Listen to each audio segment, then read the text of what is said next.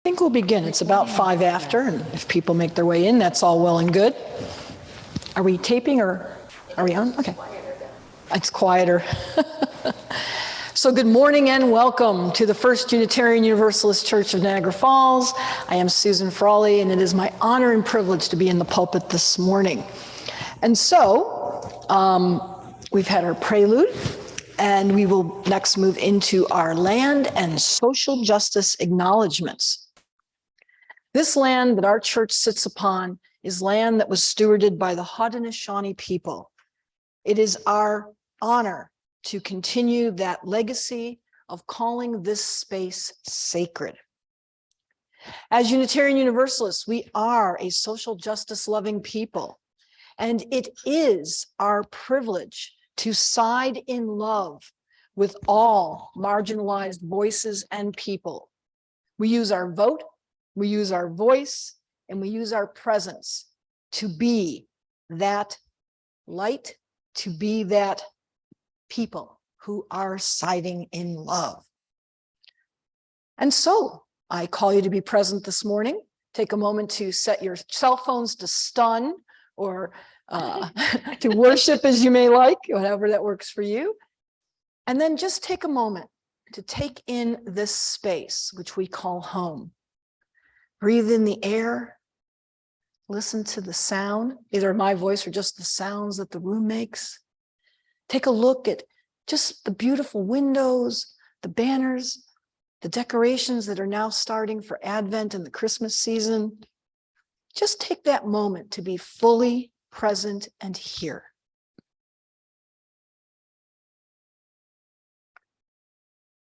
Patty, would you like to light the chalice this morning? Sure. I don't think I've ever asked you, so yes, we have to. So while Patty lights our chalice, I invite you to find our chalice lighting words, which are in our order of service. And we will read them together responsibly. May the light we now kindle inspire us to use our powers to heal and not to harm, to help and not to hinder, to bless and not to curse, to serve you, Spirit of freedom.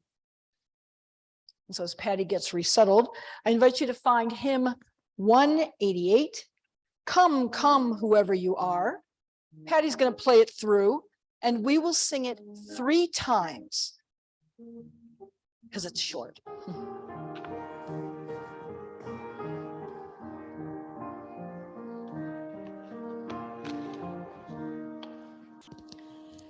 Come, come, whoever you are, wanderer, worshiper, lover of leaving. Ours is no caravan of despair. Come, yet again come. Come, come, whoever you are, wanderer, worshiper, lover of leaving. Ours is no caravan of despair. Come, yet again come. Come, come, whoever you are, wanderer, worshiper, lover of leaving. Ours is no caravan of despair. Come, yet again come. I think that's one of my favorites, that and Spirit of Life. Just sometimes you have your favorite hymns. So it is our honor, it is our tradition and part of our coming together in covenant as a congregational community to take time to share our joys, our sorrows, and then concerns. And we have several ways in which we do that. We can drop a stone into the vase if we are remembering someone who has passed, and we can also light a candle and then share in a soundbite method, whatever is on your heart or mind with joys or sorrows. Today I want to put a stone into our vase. I'm remembering someone who was my friend for 30 years, and this is the 1-year anniversary of their passing from COVID. And so I hold up my friend Chris Janot today in memory.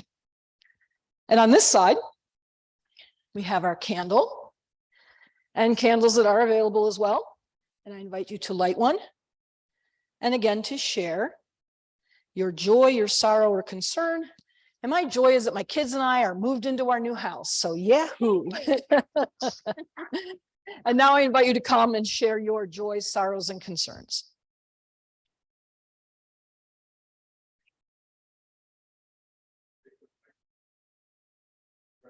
There you go.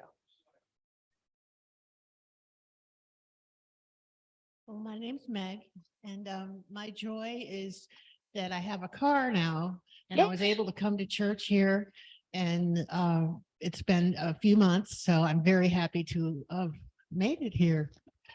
Just hearing this sharing.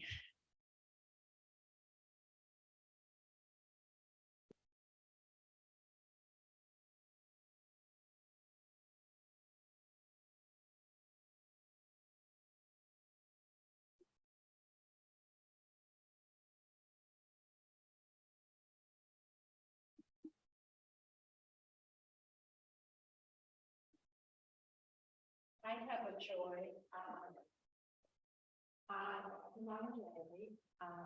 My granddaughter Tiara, some of you know Tiara, is moving into her new home, which is in the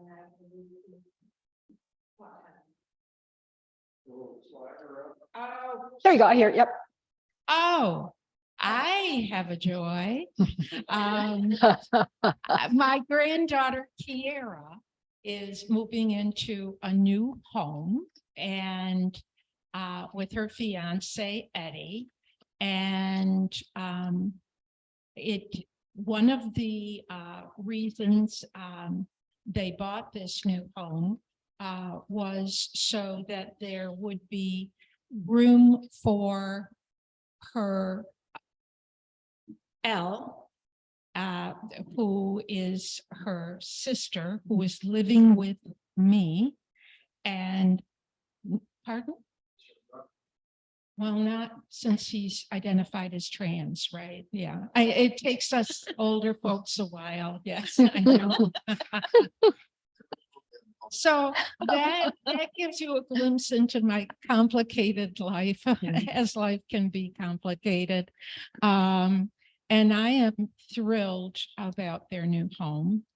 And I am so proud of her because both she and Eddie are very caring people. Kiera is 23. He's like 32. But they're both very caring people, very grateful for what they have. And for someone that young to want to help out me primarily, she thinks I'm really too old to be doing this. I wouldn't disagree.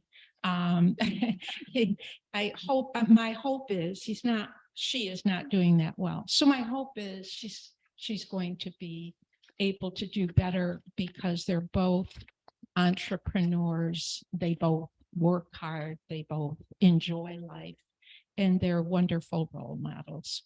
So we shall see. We shall see how it all goes. Of course, I'll continue to be involved and supportive, but the plan is that she will move in there sooner or later. I don't know which, but it is a real joy just to have her and Eddie in my life.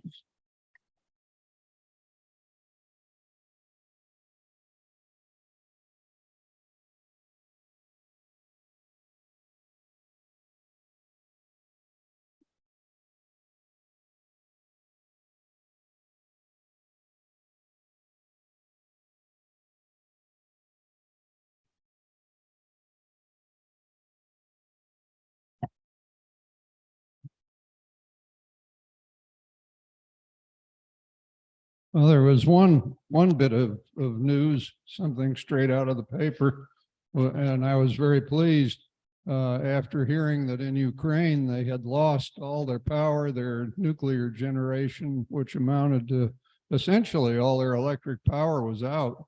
And here it is, it's cold, and that means no running water. It means a lot of bad things. And I read that they have 70% of their generation back online. which is a wonderful thing. So, you know, that means power to run the pumps and get the water going and make life halfway decent. So that's a wonderful thing. So we should all be happy for them. They try so hard.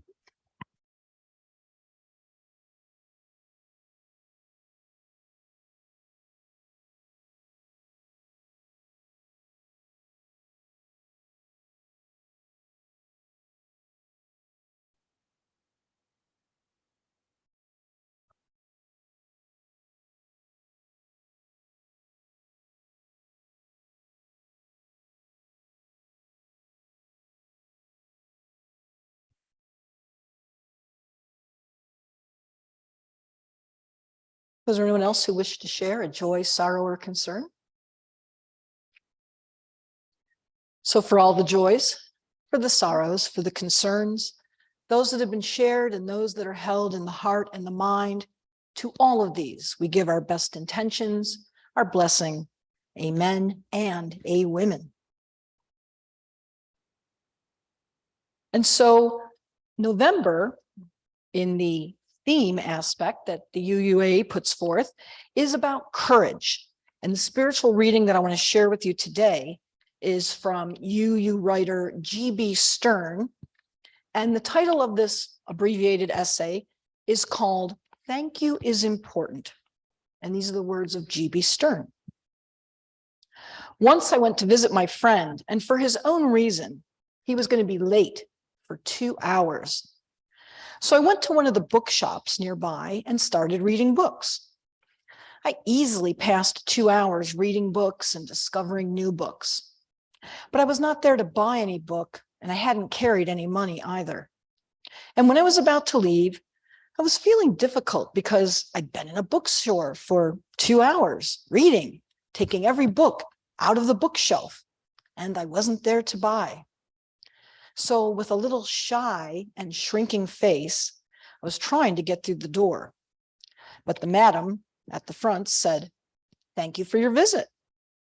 And when she said so, it hit me hard. For 2 hours, I was just there turning the pages of the books. I couldn't understand why she said, "Thank you for your visit," and did it so kindly. It came out so sweetly. Her intention was, at least you came to visit our shop. I got influenced by her attitude of gratitude. She seemed to extend it both to buyers and to non-buyers. I met with my friend and returned back later that day.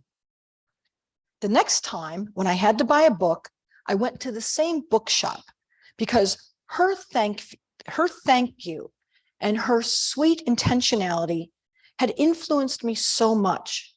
She gave me the courage to travel more than 31 miles out of my way just to buy books from someone who had extended kindness and used the word "thank you" as an invitation and a sign of acceptance. These are the words of G.B. Stern. And so now we're going to take up our offertory, which goes to support the good works of this church.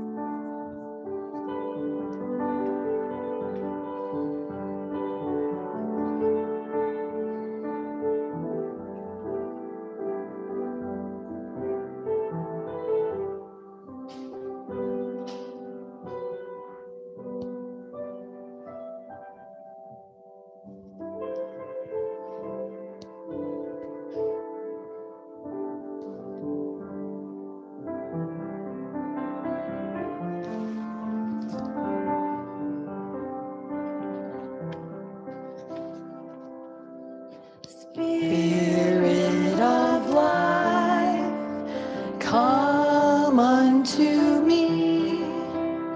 Sing in my heart all the stirrings of compassion. Blow in the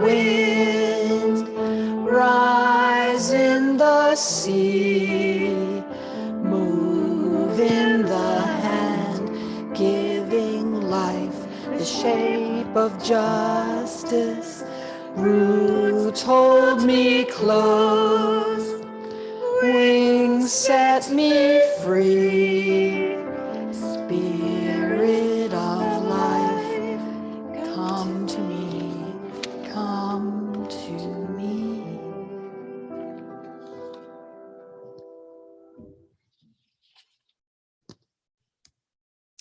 So our sermon title for this morning is Thanks and Giving.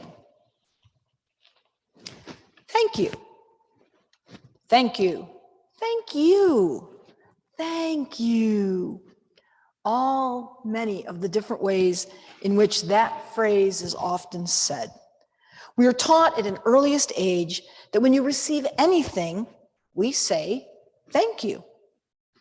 Thanks seems to be in relation to receiving, but thanks can also be in the giving, although sometimes it is an unspoken thanks, where the action of giving holds all of the thanks. Now, I may have told you this story before, I don't remember. If I did, smile and bear with me. It's always worth repeating, and if you've never heard it again, I hope that you hear in it what my experience was in doing this action. Years ago, I had a principal, and we'll just call her Mrs. G. Mrs. G was loved and feared by students and staff alike. She was fair, but strict. I respected her and always answered any request or direction she gave to me with, yes, ma'am. One November, she asked me to meet her on a Tuesday evening after school hours. And of course, my answer was, yes, ma'am. I met her at her home, and there she instructed me to load dozens of bags into my car. We drove in the dark to addresses she gave to me, and at each address, I took a bag from the car, put it on the porch, rang the bell, and then left before anyone answered. Now, this happened for a few years, and I never told anybody about it. And I think that's probably why she picked me, because as school counselors, we're good at holding people's stories. But one of the years, I did ask her why. Why did we do this? And she told me about how she grew up in the neighborhoods that we visited. Some were families from the school, and many were people that she just knew from the community. The bags I delivered had sliced turkey, not frozen turkeys, because she explained that many of the families didn't have ovens or a means or even knowledge about how to cook a bird. Her bags had thought, consideration, and love in them, and secrecy, because it was very important to her to give as a way of giving thanks for what she had become, while not bringing any attention or recognition to herself. The giving was the thanks. And this season that we are in, even though Thanksgiving has passed, is still a time of thanks and giving, or Thanksgiving. Children are taught that this is the time of the Plymouth colonists and the Wampanoag natives in 1621, and how they shared an autumnal harvest feast that is acknowledged as the first Thanksgiving. Now, in time, we've come to know that history has a different, truer story. But it is the idea that would influence President Lincoln in declaring Thanksgiving Day to be held on the last Thursday of November in 1863, with his hope that it would reconcile a country that was in the throes of civil war. The giving of thanks, whether it be for harvest, for reconciliation, for surviving, or for abundance, are all a part of this timing. In fact, many Thanksgiving tables had a cornucopia. In the past, it was usually a goat's horn, or it's a more symbolic ornamental container, which is filled with flowers, fruit, and corn. Anything that helps to show the idea of abundance. And again, for many of the Thanksgiving celebrations, it is about abundance. But abundance, even though it seems to go hand in hand with thanks, does not need to be abundance in wealth or position or power. It can also be about thanks. It can be about recognizing. It can be an abundance of having friends around a table, or an abundance of good memories, or an abundance of simple joy just to be present at a time and in a space that may be safe. It also can be about giving thanks about oneself. Yeah, we don't think about that. That sounds kind of selfish or off the chart, but yes, giving thanks to oneself is important. It's a healthy part of thanks and giving. When you acknowledge your own journey or your place, your gratitude, appreciation, survival, victories, or accomplishments, you are giving healthy thanks to your own soul and presence. It has been said that you cannot give from an empty cup. If one does not feel or see the holding of a thankful heart, then it's almost impossible to be a giver, much less a giver of thanks. Giving yourself thanks within your heart or mind is a positive way to ensure that any giving that's done comes from a healthy place. Of course, remember, those thanks are internal, not to be placed up on billboards or anything else. Let me digress for just 1 minute. Even though we've passed Thanksgiving, I wanted to share a piece of information. I think I've shared it in the past, but it's always good to reflect on it. Thanksgiving in many ways is a gay and UU holiday. And if you've never heard this, again, hopefully this will give you a little bit of information. It's gay because the first Thanksgiving actually took place in Provincetown, Massachusetts, which is pretty much known as a gay Mecca that many LGBTQ people travel to, almost in pilgrimage. And it's UU because before setting foot on Provincetown, while in Cape Cod Bay, and before actually landing in Plymouth, the Mayflower occupants made a compact, much like the compacts and covenants that are between members of our congregations. In fact, there were future Unitarians among those pilgrim travelers. And I like sharing this fact, even though it's after the fact for some of us, because if you're sitting at your Thanksgiving meal, it's always good to bring up during those lulls. So did you know today is a gay UU holiday? That'll get conversation going a little bit. But as I've digressed, the heart that is in that digression is that thanks was at the forefront of that Mayflower Compact, much like thanks is part of our UU covenants and compacts. Without our thanks for community, the freedom to worship, the interconnection to the World Wide Web of existence, not the Wi-Fi, it's one of our principles, there can be no heart-centered giving. I actually suspect there'd be no giving at all. If one is not thankful for what one has, how can you possibly be thankful to another or to actually reach out with thanks? It's interesting. The giving starts with the words, thank you. There's a psychological pleasure that you are providing to the person just applying that important phrase. You grab the chance for being a reason in somebody's happiness in a moment. The importance of saying thank you will reveal you the essence that unlocks your happiness. You can affirm greatness with just that pair of words. Researchers studying gratitude have found that being thankful and expressing it to others is good for our health and happiness. Not only does it feel good, but it also helps us to build trust and closer bonds with the people around us. Thank you. Those two words have the power to transform our health, happiness, performance, and success. Research tells us that grateful people are happier and more likely to maintain good friendships. So, even though we've passed Thanksgiving, we're still in that winter time that has thanks and also giving in part of the seasonal aspects. I invite you to live a life of thanks and of giving, to find new ways to say or express thanks and to give, not always from your pocketbook, but from your heart or your presence. Make a compact with yourself, just like our UU ancestors, to live in a way that gives reasons and commitment that produces a thankful conscience and existence. To me, that's the whole essence of the experience that I had in helping Mrs. G. And as I always remember, the gay UU holiday, each holiday season, much to the chagrin of my family, who gets to hear it every year. I'm thankful that our religious freedom exists, and I pray that it continues to exist. and I give my commitment to further Thanksgiving revelers to do my part in making sure that thanks and giving will be open and available to all. Thanks and giving. If you'd excuse me for 1 second, I need to go use the lavatory. I'm going to remember to turn off. Patty, can you do a little musical interlude for just 1 second? Then I'm going to come back and we're going to do talk back.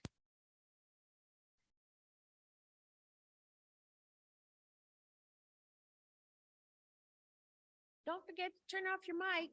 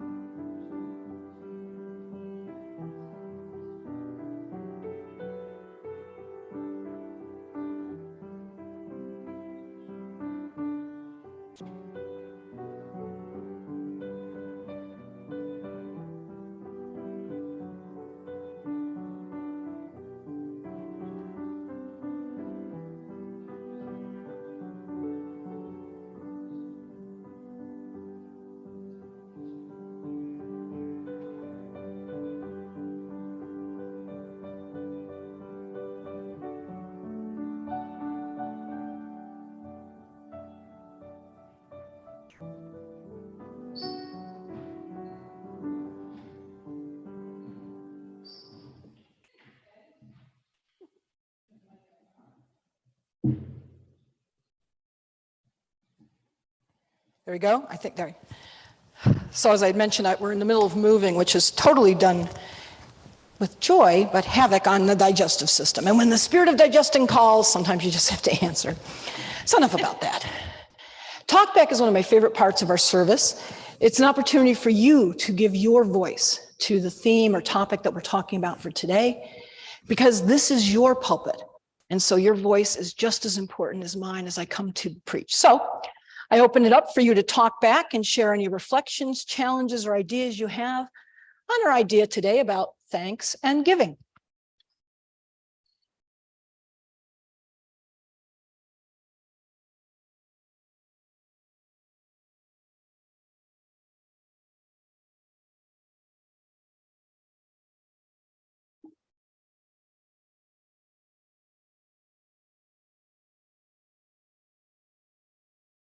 Thank you for the sermon today. I believe that reminding ourselves that this is of how much we have been given is so important, and the joy of giving and the meaning it can bring to one's life is so important. And that's why one of the reasons I come to church, because it's important for me, even though I very much try to live with a sense of gratitude and awareness of everything that I have in life. And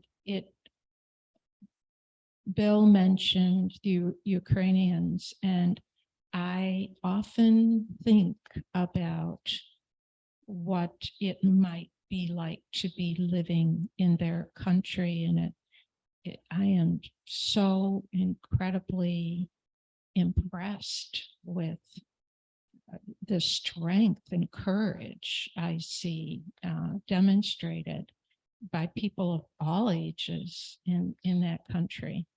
And so I don't think that there's ever a time when the whole theme of Thanksgiving is to me, it should be a part of our daily life.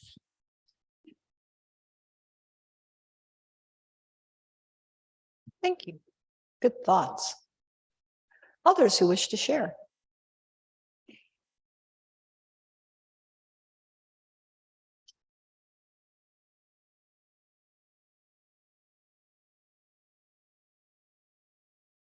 Well, it's being Thanksgiving or nearly so. Time to think about that. I agree. There are so many things that we don't think about, and you referenced Ukraine also. And I was thinking, you know, they didn't have heat and water and stuff like that and power. And here we are, you know, we're in a warm place and there's running water and the lights are on and it's, you know, it's nice. Just these basic things. I mean, you don't think about them really, but God, how awful life would be if we didn't have these things. And yet, you know, they're all around us and we never give it a thought, but how valuable they are. And then for someone my age, I talked to my wife, Patty. Well, I'm grateful she's settled in her vacation in St. Thomas. I always worry about her traveling down there, but she's safely settled down there. So for 2 weeks, she should be in good shape. But she and I talk about what, you know, what to be thankful for, the time we've lived in, you know, being the boomers, I guess you'd call us, and coming up through that whole period, and the good fortune, the prosperity, the, you know, parents who had good jobs and a stable home life made possible by a family that had an income that came out of this massive growth of industry after World War II that we were a part of, that we lived through, and you know, just all the good that came out of that prosperity that we just fell into. Wow, you know, what a thing to be thankful for. I mean, if you're not paying attention, I guess maybe it could go right by you, but what a wonderful thing, really. So anyway, the little Thanksgiving thought. So thank you. Thank you.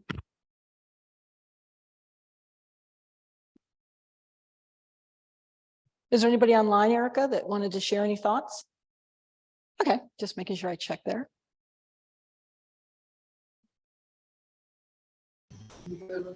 I do. I'm just trying to figure out how to do it. Okay. She's the host disabled participant screen. Yes, Nancy, go ahead. Oh, okay. Thank you. So, Susan, I always love hearing you preach, and you're one of my favorite people. And what I thought was particularly interesting today is the concept of giving thanks to yourself, and how you're right. So many times that would be considered like what? Selfish or egocentric, but it really does start with self and the capacity, I think, for insight to look at our own lives and to be creative. I mean, that's what I'm hearing you talk about, and the challenge of being creative on how I would give thanks to myself. So one of the little things that I often do is if I feel bad or if I hurt myself, I kiss my fingertips and I press it into the part of my body that hurts. And I think that it's so true that our capacity to be caring for ourselves is what gives us the capacity to reach out to others. So thank you. Thank you. And I love that idea, kissing your fingertips and pressing it into what hurts. That's a great self-care practice. Thank you for sharing. I just tried that. So my knee is going to feel better instantly. Mine is. Meg,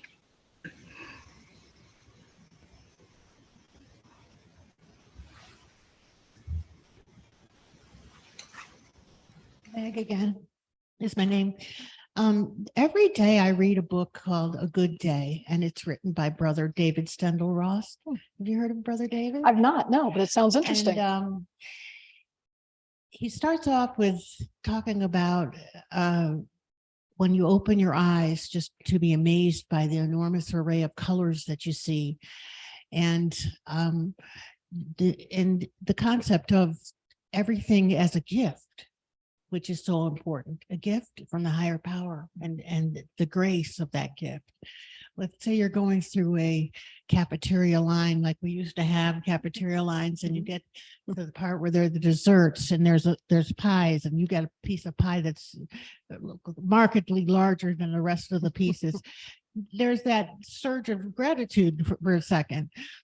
And but to go more full circle with it, there's the intellect that says that acknowledges the gift, whether it be a weed or a flower that looks beautiful growing up through the cement, something that you notice, some architecture that looks beautiful for you, some children playing that just marks in your heart some beautiful things that you're seeing. These are all things that are gifts, and I love that concept. And he also goes on to talk about the weather, that so often we don't acknowledge the weather as a gift either. Like if we look at just take pause and look at the sky.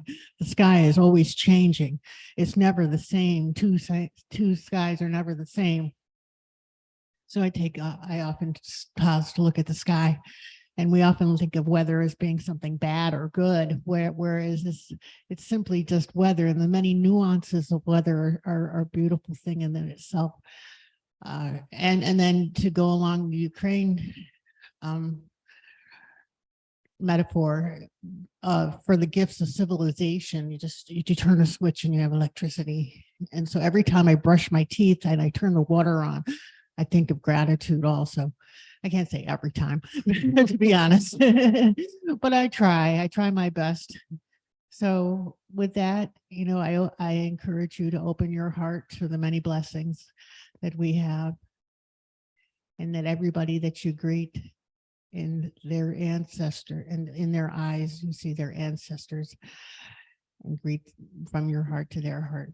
Thank you. Beautifully said. Thank you so much. Appreciate that.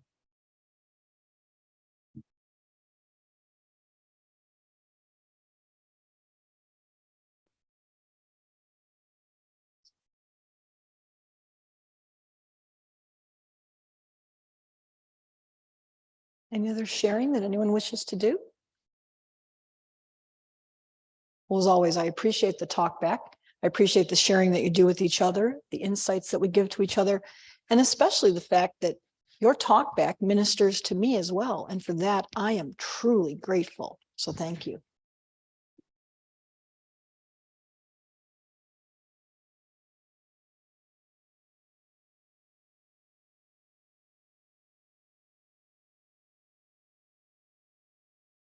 Just says closing hymn. What are we doing?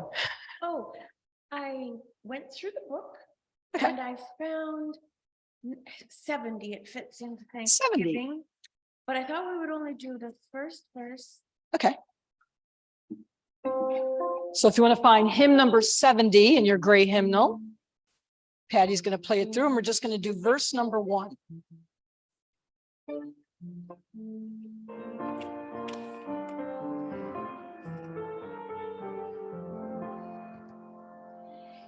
Heap high the farmer's wintry hoard, heap high the golden corn. No richer gift has autumn poured from out the lavish horn. I like that. I don't think I've spent time with that particular hymn, but that's a good thanks and giving hymn. Thank you for I offering that up. Played it and I don't remember where, but it was called Jerusalem, my happy home. I don't remember the rest of the words right off, but that's when I first learned it. That's good. It works. Thank you. And it's time for announcements. So of course there's announcements that have been printed, but if anyone has any announcements for the good of the congregation or community, please share those at this time.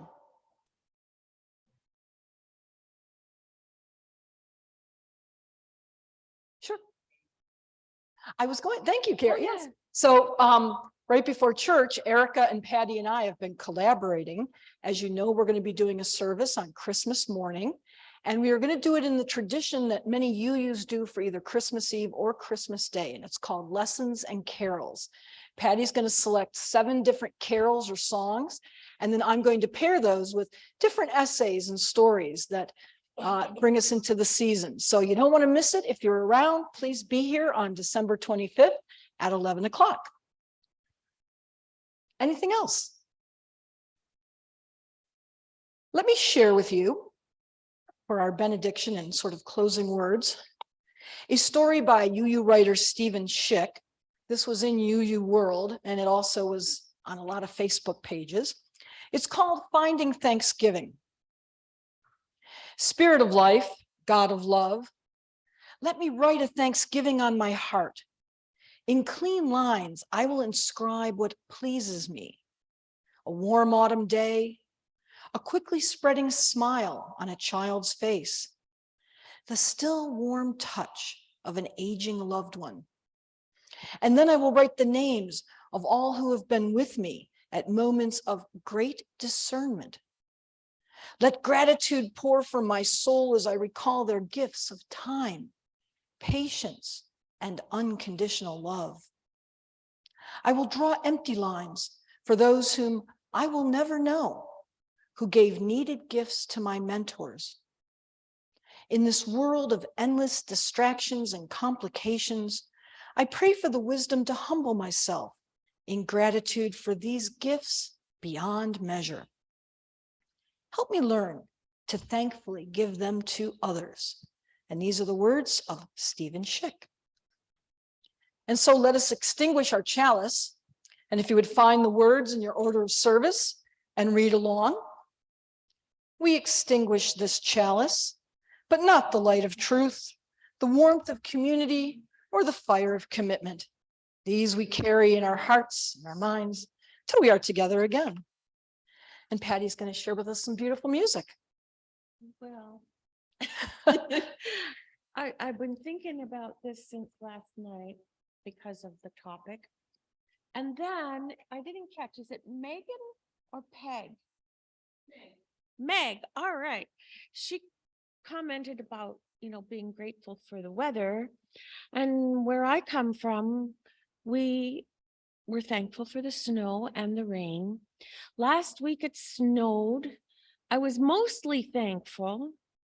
The shoveling bit, I don't know. And I didn't go out and make a snow angel like I thought I would. So this Sunday, of course, it's raining, and I heard this nice song on the radio, and it literally starts, where I come from, rain is a good thing. Rain makes the corn, corn makes the whiskey, whiskey makes my baby feel a little frisky.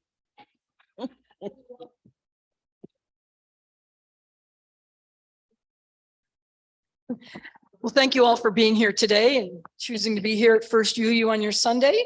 Have a great rest of your week. Go Bills, and I'll see you all in December. Thank you so much. Thank you. Oh my goodness.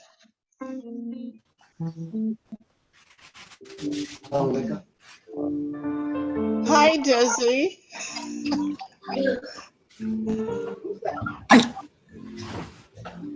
That's Francie. Hi, Francie.